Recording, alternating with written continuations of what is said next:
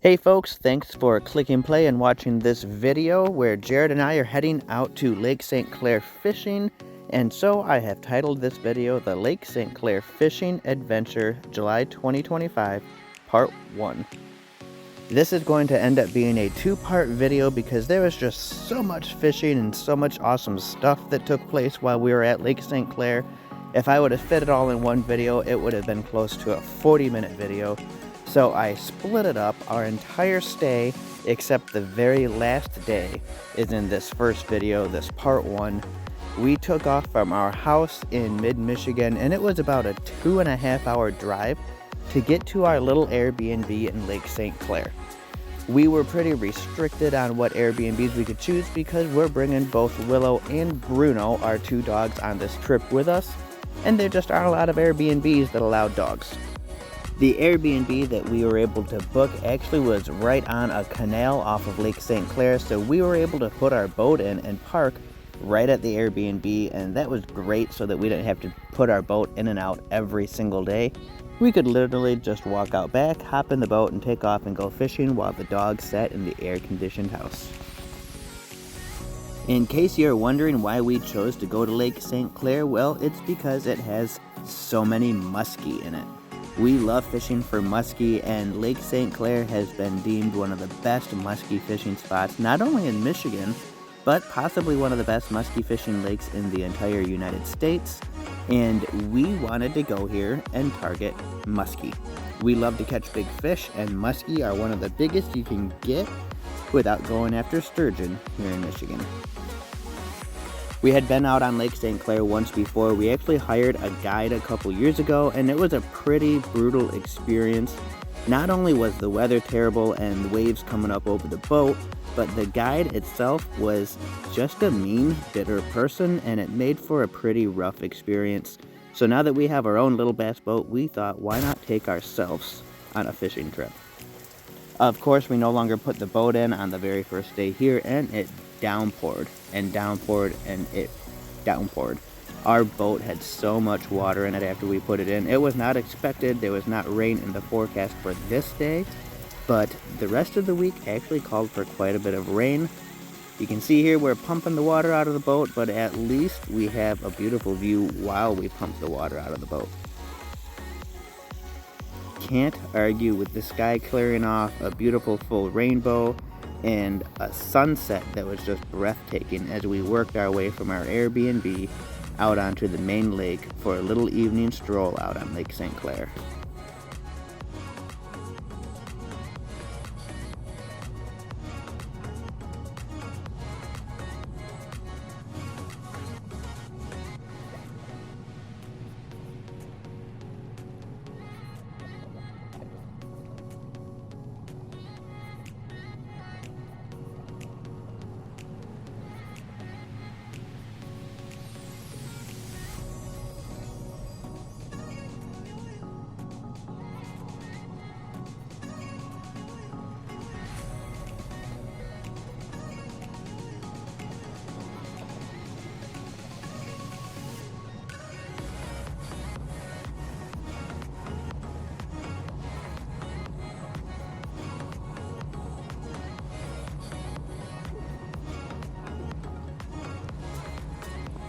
Of course, I couldn't pass up the opportunity to cast a few times before we turned around and headed back to the Airbnb for the night.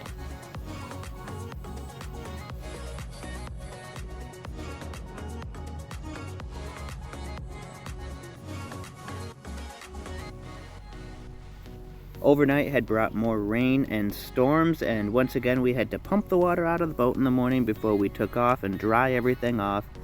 But we headed out onto the lake regardless, and our first day was probably the most brutal day we had.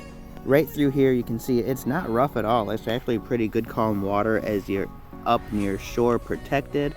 But man, let me tell you, once we got out into the main water, it was rough.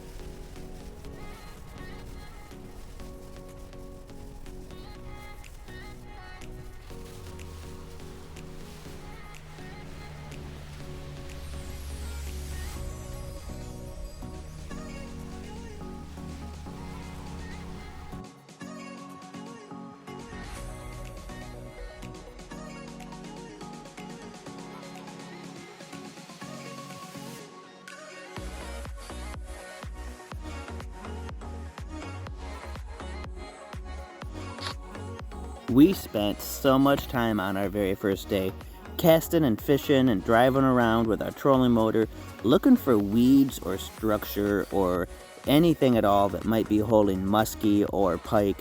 We ended up having to go into the main channel so that we could try to get out of the wave some because it was just such a rough ride out in the middle of the main lake. So here we are in one of the main channels of Lake St. Clair.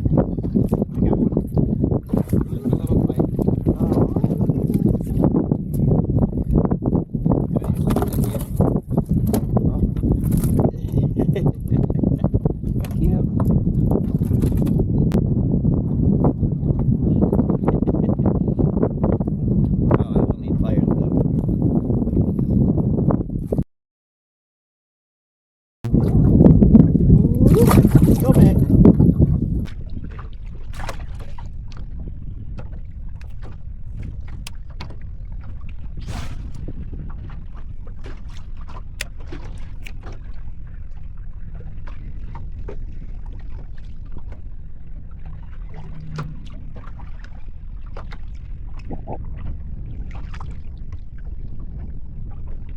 Oh, yeah, I got it. It's just, oh, no, he's off. There was a pike too, wasn't Like, yeah, Yep. right there on that video. Nice. He's got a good. Whee! Okay, now. Did you even hook it, or did it just have a hold I of the hooked tail? him, and I got him, and then he did one big old See, head they're shake. coming up from down deep though, didn't it? Yeah, I mean, he was following it. And then as soon as it came up closer to the boat, it's like that last minute, I better hit it. I better get it. It's gonna get away. After a brief lunch with the dogs and a little bit of rest, we decided to head back out. You can see the sky cleared up and it became a much nicer afternoon, and we went out exploring for weeds again. Weeds were so hard to find at this lake. Any kind of structure was hard. This lake was nothing but flat bottom with some cabbage on the bottom, but nothing thick enough that you could actually call it structure. It was very low-lying weeds, very clear, very beautiful water. We actually went over by one of the main boat launches and started fishing there because we found a little bit of weeds that actually reached the surface. You could look down and see weeds, and this is one of the first spots that we were able to actually visually see any weeds in this lake.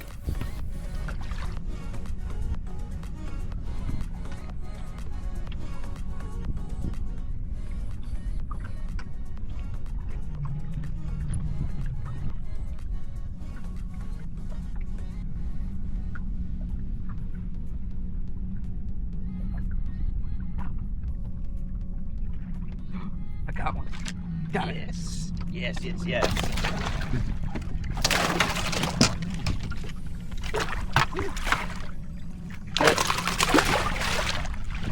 Nice. Nice little pike. Come up here and get in front of the camera.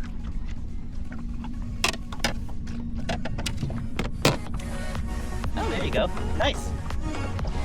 Northern pike out on Lake St. Clair. Away he goes.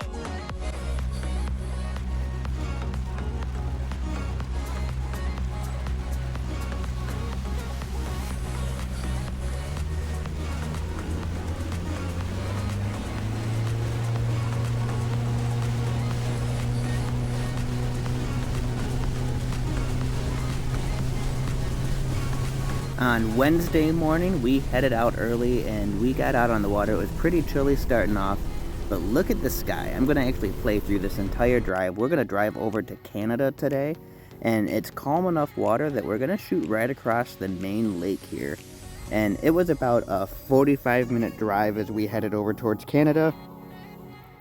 And I'm really only going to play through this just so you guys can see how beautiful the sky was. It was just undescribable.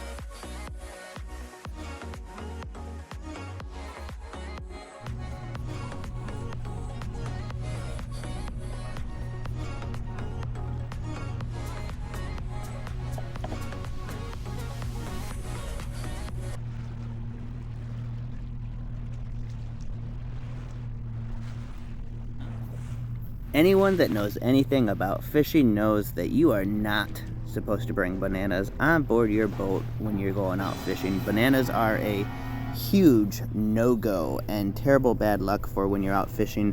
And I can honestly say, I think we were out on the lake for about 10 hours on Wednesday, and we didn't catch a single fish. We didn't have a single follow. We didn't have a single bite.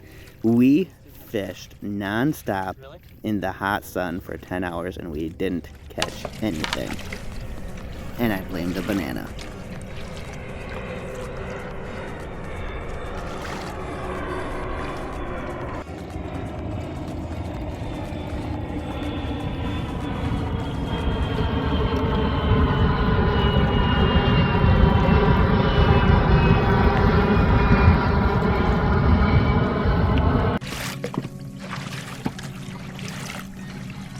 Like nothing either, just pure flat bottom.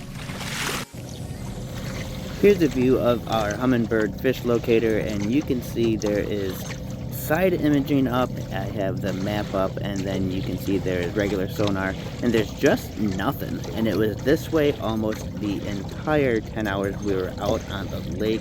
It's just smooth flat bottom with very little structure. I'm sure the guides and the people that come out here fishing regularly know right where to go and know right where the structure is, but that was the majority of our struggle, was not being able to find anywhere where we could fish structure.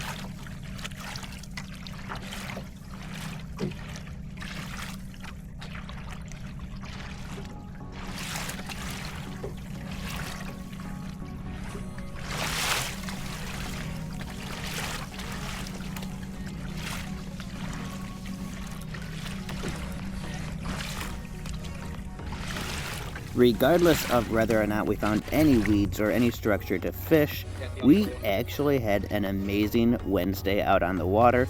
And the reason was it was just so scenic, so beautiful, and such a unique lake to be on.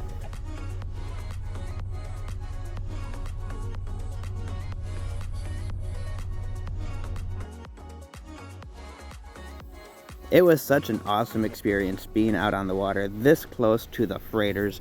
One right after the other went through Lake St. Clair, and we were able to get pretty close to them, especially on the last day. We were boating right along beside one.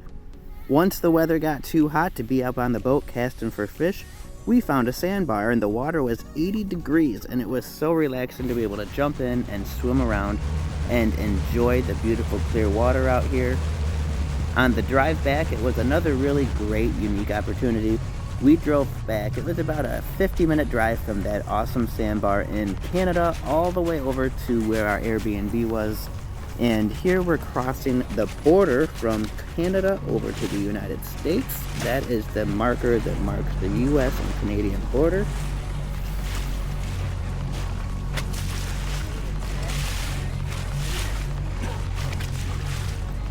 And this is also the deepest water that we found. Going over the Lake St. Clair shipping channel, we found 30 plus feet of water. I think one spot actually hit 40.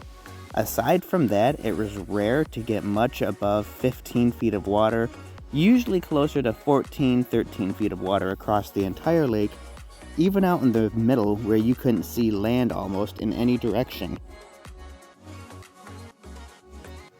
This was such an awesome, fun day, literally 10 hours on the water, and I wouldn't take any of it back for anything, even though we didn't catch any fish.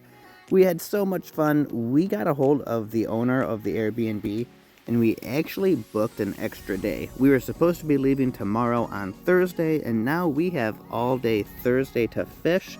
The forecast was again supposed to call for rain, and they had just changed it, so there was only a chance for overcast skies. And making the decision to stay an extra day absolutely paid off. You're going to want to stay tuned. Next video is going to be our Lake St. Clair fishing adventure part 2, when we both land one of our personal best muskie in our entire lives. Stay tuned, and thanks for watching to the very end of this video of our Lake St. Clair fishing adventure.